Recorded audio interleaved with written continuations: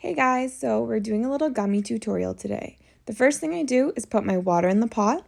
I don't heat it up, it's just in the pot. I add my favorite kind of jello. Today I decided to do blueberry. And then I'm also going to add a little bit of extra gelatin, 1 extra tablespoon. This is really important because otherwise you won't really have gummies, you'll just have jello in bear shapes.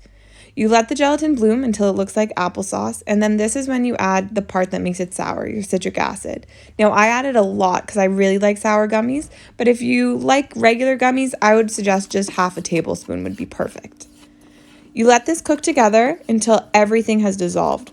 I give it a little stir and just make sure that there's no granules left, and then bring it to a simmer.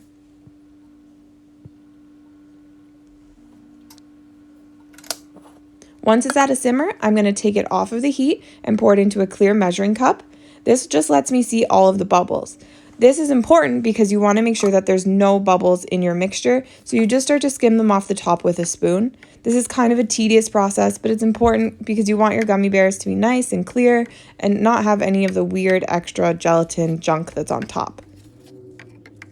Once you get all of the bubbles off the top, this is the time that you're going to take an eyedropper or candy dropper in this case, and you're going to pick up some of that liquid and start to put it into your molds. The molds are sprayed with nonstick spray to make sure your gummies come out. You can also just use your measuring cup if you don't have a dropper, but it will be a lot messier.